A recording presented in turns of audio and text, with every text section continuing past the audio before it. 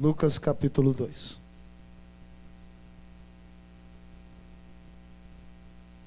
Lucas capítulo 2. Convido a igreja que se coloque de pé. Lucas capítulo 2, a mensagem será fundamentada no versículo 38. Para entendermos um pouco melhor, leremos a partir do versículo 36. Lucas capítulo 2, de 36 a 38. Leiamos todos numa só voz. Assim diz a palavra do Senhor. Havia uma profetisa chamada Ana, filha de Fanuel, da tribo de Aser, avançada em dias, que vivera com seu marido 7 anos desde que se casara e que era viúva de 84 anos. Esta não deixava o templo, mas adorava noite e dia em jejuns e orações. E chegando naquela hora, dava graças a Deus e falava a respeito do menino a todos os que esperavam a redenção de Jerusalém. Senhor, nós te adoramos por causa do teu grande amor, ao dar por nós na cruz do Calvário, Jesus Cristo, teu Filho amado. Muito obrigado, Deus, porque um dia o Senhor disse: haja luz, e criou todas as coisas. E outra vez o Senhor disse: haja cruz, e começou uma nova criação. Louvado seja o teu nome. Deus, como não verter lágrimas ao ouvir canções que dizem: porque em meio a tantos o Senhor nos escolheu. Louvado seja o teu nome, Senhor. Toda glória seja dada ao nome de Jesus. Ó Espírito do Senhor que inspirou as Escrituras, fala ao nosso coração nessa noite e exalta o nome de Cristo Jesus. Amém. Assentai-vos, amados irmãos.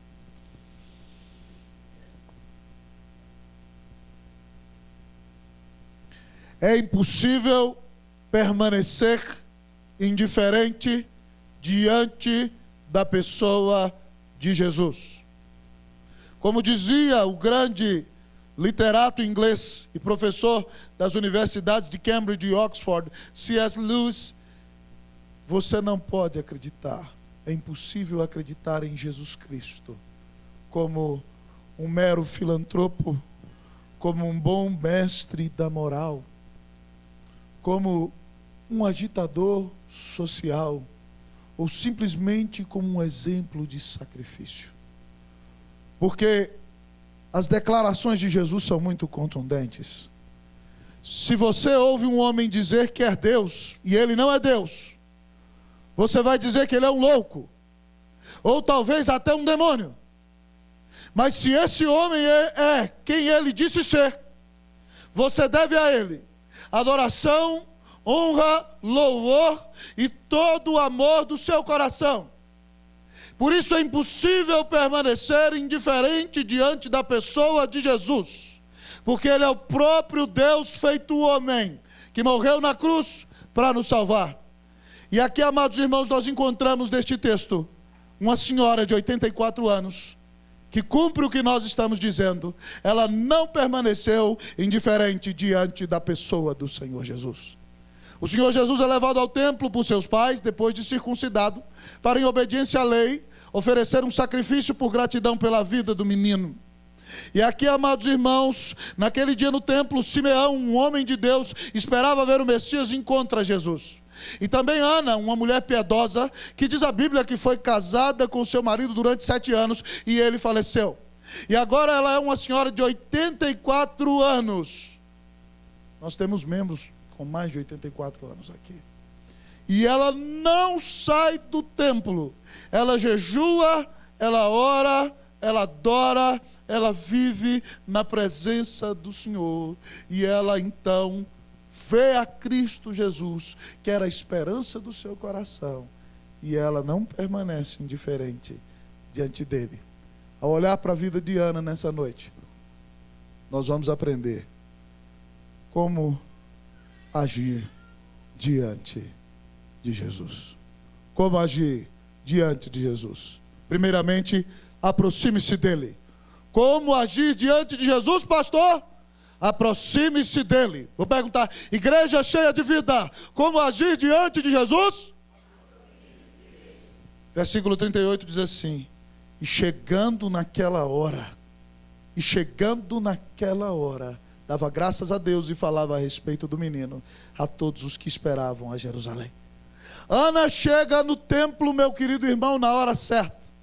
Mas esse verbo no grego dá a ideia de que ela não só apareceu ali, mas movida por Deus lá chegou e se coloca ao lado do Senhor. Ela se coloca próxima, ela se aproximou de Cristo Jesus. Ela não pôde permanecer indiferente diante dele. Quando o menino lá está, ela chega no templo e se aproxima dele, porque ali está o menino Deus, que dará a vida na cruz para salvá-la.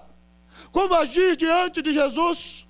Tal como Ana, se queremos sua bênção, sua graça e sua salvação, devemos nós nos aproximar de Cristo Jesus. Não foi assim que fizeram os magos, amados irmãos?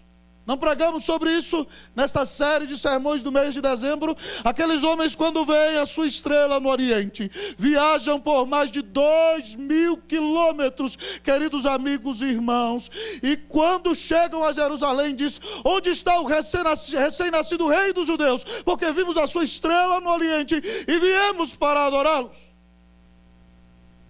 Mas, queridos amigos e irmãos, não só os magos vêm adorar a Cristo Jesus, mas quando os anjos cantam no céu, glória a Deus nas maiores alturas e paz na terra entre os homens a quem Ele quer bem, ao anunciar aos pastores, eles dizem o seguinte: vamos até Belém e vejamos os acontecimentos que o Senhor nos deu a conhecer. Foram apressadamente e acharam Maria, José e a criança deitada na manjedoura. Como agir diante de Jesus? Aproxime-se dele. Talvez você está aqui nessa igreja nessa noite a convite de alguém. Ou talvez você frequenta essa igreja todos os domingos porque gosta dos cânticos ou da palavra. Mas o que Deus requer de você e de mim? Como agir diante desse grande rei? Aproxime-se dele. Pastor, como me aproximar dele? Reconhecendo os meus pecados. Reconhecendo que ele é de fato um rei. A música que a Rose cantava aqui, eu a conheço em inglês. Quem imaginaria um rei? Que aquele menino era um rei. Pois se aproxime do menino Deus, porque ele é a maior prova de amor de Deus por você. Pois ele veio ser cravado na cruz para te salvar. Como me aproximar de Jesus? Pastor, clame a presença dele. Clame o seu perdão. Clame: Senhor, salva-me, vem morar no meu coração. Eu quero que sejas meu Senhor e Salvador. E a Bíblia diz que Ele habitará no seu coração e te perdoará de todos os teus pecados. Como agir diante de Jesus? Aproxime-se dele.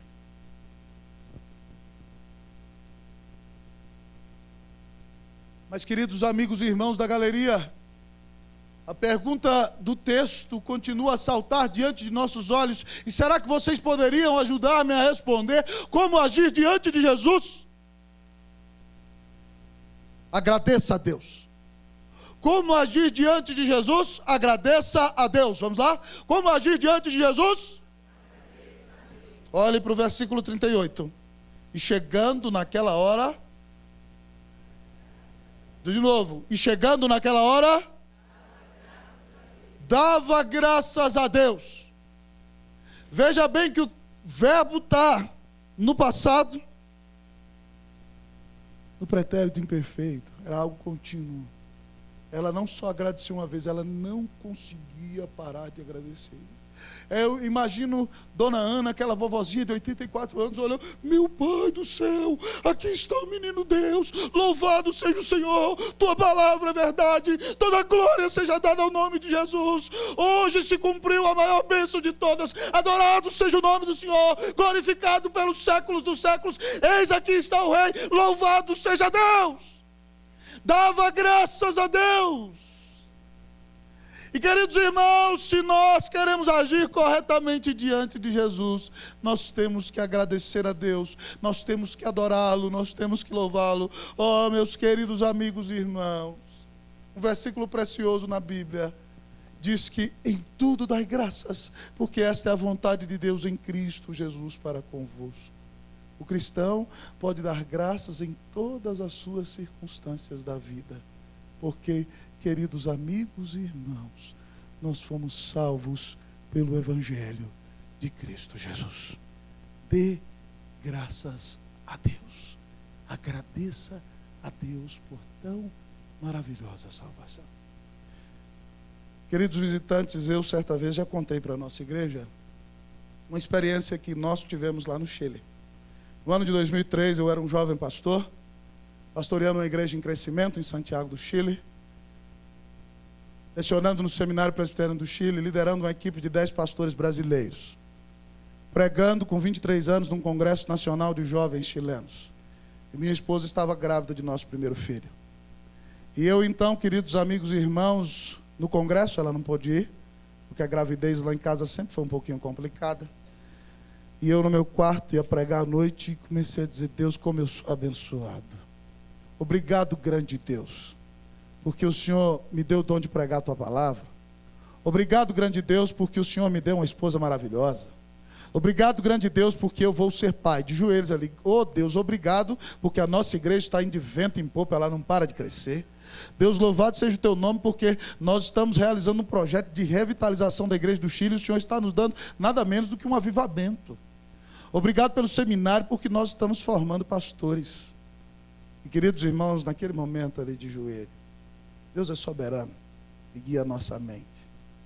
De repente, na minha oração, eu comecei a me fazer as seguintes perguntas: e se Deus tirasse a esposa, eu continuaria agradecendo? E se Deus tirasse o filho, eu continuaria dando graças? E se Deus tirasse a igreja, pecador, você ainda continuaria agradecendo? Eu me perguntava. Se Deus tirasse o seminário e frustrasse o projeto da liderança dos pastores brasileiros, eu ainda continuaria agradecendo. Se Deus tirasse o meu dom de pregar a palavra dele, eu ainda poderia agradecer. E ali de joelhos, amados irmãos, eu pedi perdão a Deus e me arrependi da minha gratidão. Eu falei: Deus, obrigado, porque eu tenho que agradecer ao Senhor por causa do que Cristo fez por mim. Nunca ninguém me amou como Salvador. E eu falei: talvez o Senhor pode tirar tudo. E eu estava sentindo aquele momento, irmãos, parecia que Deus ia tirar tudo. Eu só disse a Deus: Senhor, por favor, eu te amo sobre todas as coisas. Se o Senhor tirar tudo, eu não posso te deixar, porque o Senhor morreu na cruz para me salvar. Mas se o Senhor quer tirar a igreja, tira. A igreja não é a minha razão de viver. E se o Senhor quiser tirar seminário, tira. Só vai ser difícil se o Senhor tirar a mulher. O menino vai doer. Mas se o Senhor tirar a mulher, Senhor, eu não sei viver sem ela, não. E se o Senhor tirar o dom de pregar, o Senhor vai ter que levantar alguém para me sustentar, porque eu só sei pregar. É a única coisa que eu sei fazer.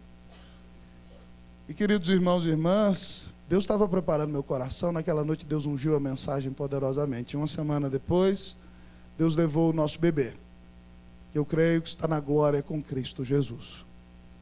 Mas o Senhor me fez ver qual é a minha razão para agradecer. Se alguém tira de você algo que você está muito apegado, você vai murmurar? Onde está a alegria do seu coração? Qual é a sua razão de agradecer? Nós temos que agradecer por causa do amor de Deus dado a nós na pessoa de Jesus. Nós temos que agradecer pela maravilhosa salvação que temos recebido. Nós temos que agradecer pela escolha e eleição de Deus com respeito a nós, porque das mãos do Senhor ninguém nos pode arrebatar, amados irmãos. Se você tem uma frustração na vida, se não reconheceram algo que você fez, se você se frustrou com algum familiar seu, ou te disseram alguma coisa que não te agradou, você não precisa se sentir pobrezinho. Você pode continuar dando graças a Deus, porque você é amado. Você foi comprado pelo preço de sangue na cruz do Calvário, e o coração de Deus nunca vai mudar com você. Como agir diante de Cristo Jesus? Que Deus nos dê a bênção e sempre agradecer. Mas como, amados irmãos, agir diante da pessoa tão maravilhosa e incomparável desse menino? O texto diz: aproxime-se dele, agradeça a Deus. Mas em último lugar, nessa noite, será que vocês poderão me ajudar? Como agir diante de Jesus? Fale do Senhor. Como agir diante de Jesus? Mais forte. Como agir diante de Jesus? Versículo 38. Vocês vão ler. 1, 2, 3. Podem ler. E...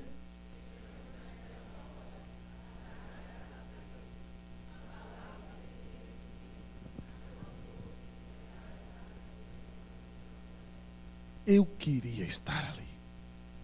Imagino Dona Ana com 84 anos de idade. Gente! Aquela dona pulava, aquela dona gritava: olha quem está aqui! Preste atenção! Esse menino que está no braço de sua mamãe é simplesmente o Criador. Esse menino é aquele que disse: haja luz, e ele veio trazer luz, se tornando um de nós. Queridos amigos e irmãos, ela não podia deixar de falar do menino. E o texto diz que ela falava para aqueles que esperam a redenção em Israel. Redenção é a vinda do Salvador, é a vinda do Libertador, é a vinda do Messias, é a vinda daquele que nos libertaria do peso de nossos pecados, de nossa escravidão espiritual. Ana prega que o Salvador chegou. Ela não pode deixar de falar de Jesus. Os discípulos estão presos em Jerusalém, queridos amigos e irmãos, imaginem comigo. Está reunido o Senado judeu, já mandaram bater neles. E eles viram para os discípulos e diziam o seguinte: calem a boca, vocês estão proibidos de pregar esse nome de Jesus. Pedro se levanta: Pedro, aquele que há poucos dias atrás, há 2 meses atrás, perguntaram se ele conhecia Jesus e ele xingou palavrão.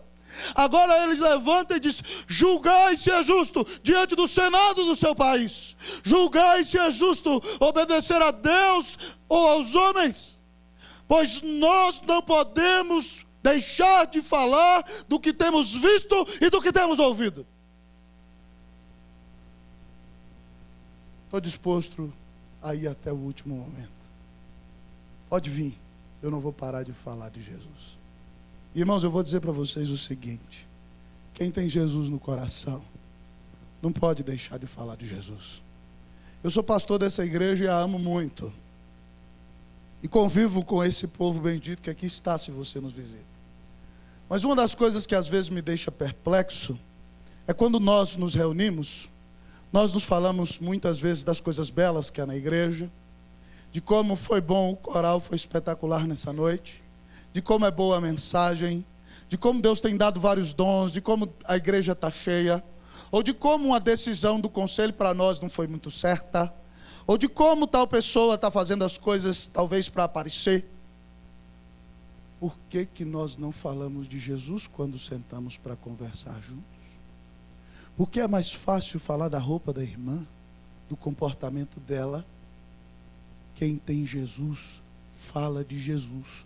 Uma evidência, se você tem Jesus, é que você fala de Jesus. Eu quero convidar você, dá uma olhada na sua conversa. Dá uma olhada nos últimos diálogos que você teve. Nas últimas conversas com os irmãos da igreja. Por favor, alguma vez foi dito o nome de Jesus? Quem tem Jesus, fala de Jesus. E eu quero desafiar vocês intencionalmente a encher a nossa boca de Jesus. Porque nunca ninguém nos amou como esse Salvador maravilhoso. Que nós falemos de Jesus, ainda que o mundo nos despreze, falemos de Jesus. Ainda que as pessoas nos considerem antiquados, falemos que Deus amou ao mundo de tal maneira que deu o seu Filho unigênito, para que todo aquele que nele crê não pereça, mas tenha vida eterna. Falemos que aquele menino que nasceu no coxo, no meio do curral, é o próprio Deus. Falemos de sua obediência perfeita. Falemos da ira de Deus que ele recebeu na cruz do Calvário, quando grita: está consumado. Está sofrendo o que eu sofreria no inferno. Contemos a todos que a tumba não pôde detê-lo. No terceiro dia ele ressuscitou. Digamos ao mundo que ele voltará para julgar os vivos e os mortos, e só receberá perdão, alegria, salvação, paz e vida eterna todo aquele que creu que Jesus é o Filho de Deus, é o único mediador entre Deus e os homens, é o único caminho que nos dá o perdão de Deus, que traz o Espírito de Deus para o nosso coração, que nos faz amigos de Deus. Foi ele quem disse: eu sou o caminho, a verdade e a vida. Ninguém vem ao Pai senão por mim. Você está disposto a falar de Jesus? No século I, amados irmãos da igreja cristã, houve um pastor na igreja de Esmirna, reverendo Policarpo. Foi aluno do apóstolo João e pastoreou até os seus 86 anos de idade a igreja de Esmirna. Quando o imperador romano deflagra uma grande perseguição e começa a matar um grande número de cristãos, então os presbíteros da igreja se reúnem e dizem: pastor Policarpo, o senhor tem que fugir. E mandam Policarpo para uma fazenda. Então o procônsul daquela cidade manda procurar Policarpo, ele fica sabendo, foge para outra fazenda. Então descobrem que o pastor Policarpo está em outra fazenda. Então vai a guarda romana buscá-lo e ele diz: eu não vou fugir mais. E quando a guarda romana está pronta para prendê-lo, ele está à porta da fazenda dizendo: sejam bem-vindos em nome do Senhor Jesus. Sentem-se aqui, o meu anfitrião vai preparar-lhes comida. E ele manda servir-lhes comida e ora pelos soldados e os abençoa. E vai com eles.